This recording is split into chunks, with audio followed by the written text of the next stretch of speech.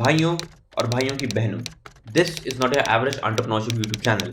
जो हम बोलने वाले हैं उससे आप ऑफेंड हो सकते हैं और बवाल भी हो सकता है। तो आगे बढ़ने से पहले ईयरफोन या हेडफोन लगा लो, वरना फालतू में चार लोगों के बीच में इज्जत का फालूदा हो जाएगा। इस चैनल पर आपको बिजनेस, बकचोदी और ह्यूमर तीनों मिलेंगे। तो अगर बिजनेस का ज्ञान नहीं चाहिए तो बकचोदी और ह्यूमर के लिए ही रुक जाओ।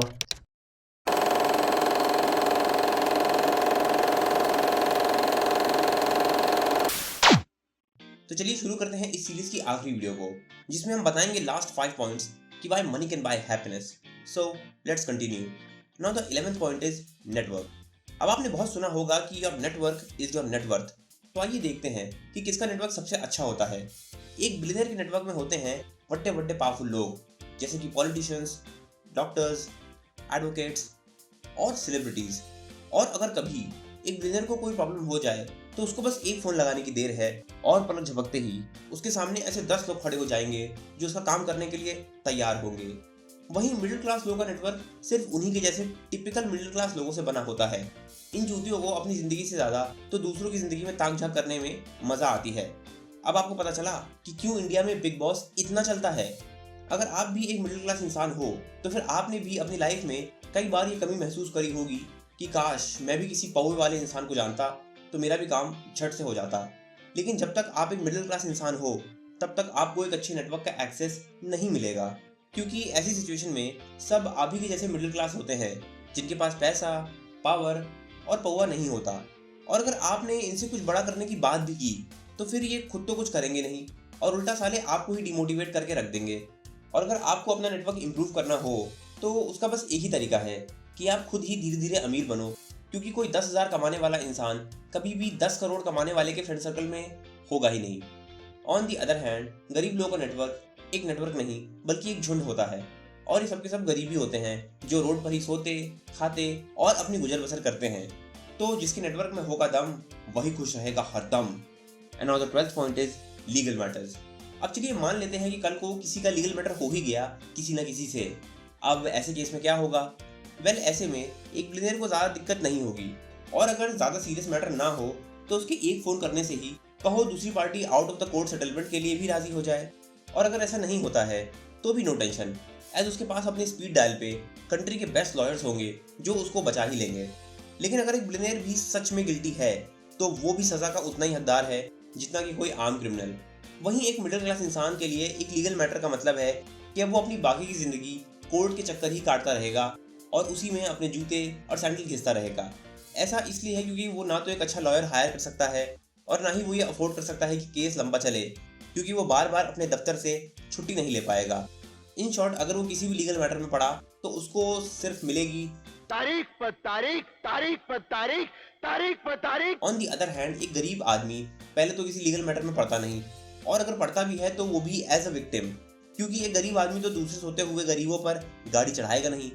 वैसे तो लीगल मैटर में चाहे अमीर हो या गरीब कोई पढ़ना नहीं चाहता, लेकिन अगर मजबूरी में किसी को कोर्ट जाना भी पड़े तो एक बिलियनियर इस परेशानी से जल्द निपट सकता है।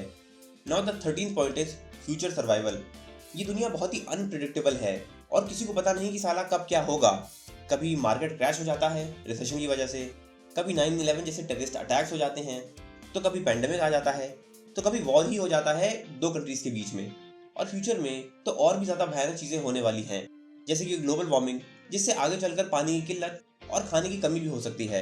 और इसकी वजह से इन बेसिक चीज़ों के दाम बुर्ज खलीफा से भी ऊपर निकल जाएंगे। लेकिन इन सब चीज़ों से एक बिलियनियर को कदुआ फर्क नहीं पड़ने वाला, क्योंकि वो इन सब चीज़ों को बढ़ी हुई कीमतों पर भी बड़े आराम से अफोर्ड कर लेगा। और अगर उसको कुछ ज़्यादा प्रॉब्लम्स होती हैं तो फिर वो किसी दूसरे शहर या फिर दूसरे देश में ही शिफ्ट हो जाएगा। और अगर इससे भी काम ना चला तो कल को अगर मस्क भैया की कृपा रही तो वो सीधे मार्स पर ही शिफ्ट हो जाएगा। इनफैक्ट कुछ बिलियनियर्स तो एंटी एजिंग में भी इन्वेस्ट कर रहे हैं ताकि वो 200 की उम्र में भी फलते फूलते रहें। इसके साथ ही साथ वो न्यूक्लियर बंकर्स में भी इन्वेस्ट कर रहे हैं ताकि कल को न्यूक्लियर वॉर होने पर वो भी कॉकरोचों की तरह जिंदा बचे रहें। वहीं मिडिल क्लास आदमी तो पेचेक टू पेचेक ही जीता है और वो मरते दम तक वैसे ही जिएगा, वो भी अगर उसके पास एक जॉब रही तो। और अगर फ्यूचर में उसकी जॉब चली गई तब तो ऐसे जीने में भी उसके लाले लग जाएंगे।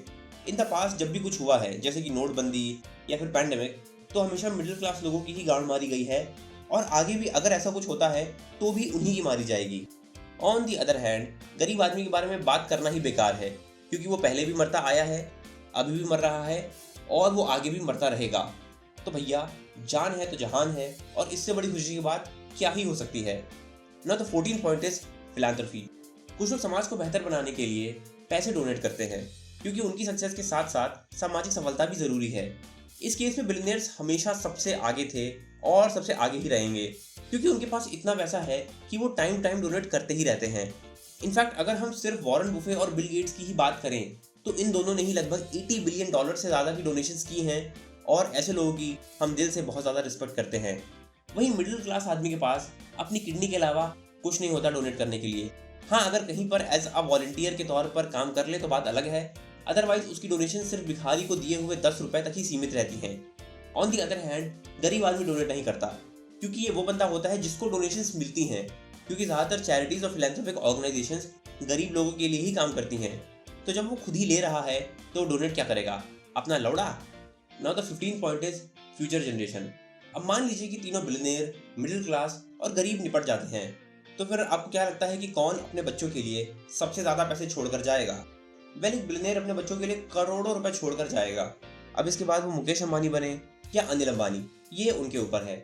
वहीं मिडिल क्लास वाले अपने बच्चों के लिए थोड़ी बहुत सेविंग्स या इंश्योरेंस के पैसे छोड़कर जाते हैं, वो भी अगर हो पाए तो, क्योंकि ये ज़रूरी नहीं कि हर मिडिल क्लास आदमी के पास इतने पैसे भी हों। और अगर गरीब आदमी की बात करें तो वो अपने बच्चों के लिए यूजुअली कर्जा छोड़कर जाता है, जो उसकी आने वाली कई पुश्तें अपने बच्चों के लिए छोड़कर जाती हैं। तो इससे एक बात तो साफ है कि किसके बच्चे सबसे ज़्यादा खुश रहेंगे। अब इस वीडियो को बनाने का हमारा ये मकसद नहीं था कि हम मिडिल क्लास और गरीब लोगों पर हंसें या फिर उनका मजाक उड़ाएं। हमने बस अलग अलग लोगों को कंपेयर किया जो 3 डिफरेंट फाइनेंशियल बैकग्राउंड से आते थे ऑन 15 डिफरेंट पैरामीटर्स, ताकि हम आपको ये दिखा सकें कि सिचुएशन चाहे कुछ भी हो, एक बिलियनियर इन तीनों में सबसे ज़्यादा खुश रहेगा। तो कभी भी ये मत सोचना कि पैसा ज़रूरी नहीं होता, क्योंकि जिनके पास सच में पैसे नहीं होते उनसे पूछो कि पैसों की क्या अहमियत होती है। और ये तो बस एक छोटा सा एग्जाम्पल था, क्योंकि अगर हम 15 के बजाय 36 पैरामीटर्स ले लेते तो भी एक बिलियनियर बड़े आराम से सारे 36 पैरामीटर्स पर जीत जाता। और जाते जाते हम बस इतना ही कहेंगे कि हम गरीबों के अगेंस्ट नहीं हैं, हम बस गरीबी के अगेंस्ट हैं, क्योंकि हम कभी भी ये नहीं चाहेंगे कि हमारा कोई भी व्यूअर गरीब रहे या फिर गरीब बने। इसीलिए हम आपको ऐसी नॉलेज देते रहते हैं जो शायद आपको कई जगह मिल जाएगी, लेकिन हम जिस तरीके से देते हैं वो शायद आपको कहीं नहीं मिलेगी। तो फिर इस नॉलेज को सिर्फ कूड़े की तरह जमा मत करो, इससे कुछ सीखो और अपनी ज़िंदगी को बेटर बनाओ। और इसी के साथ हमारी ये वीडियो सीरीज़ खत्म होती है। आई होप आपको ये पसंद आई हो। अगर आपको ये सीरीज़ पसंद आई हो तो आप इस वीडियो को लाइक कर सकते हैं। अगर आपको हमारा चैनल पसंद आया तो आप इसको सब्सक्राइब कर सकते हैं। और अगर आप सब्सक्राइब करोगे तो आप एक ऐसी ऑसम कम्युनिटी का पार्ट बनोगे जो आपको और भी बेहतर बनाएगी। और अगर आपके कुछ सुझाव हैं तो आप नीचे कमेंट कर सकते हैं।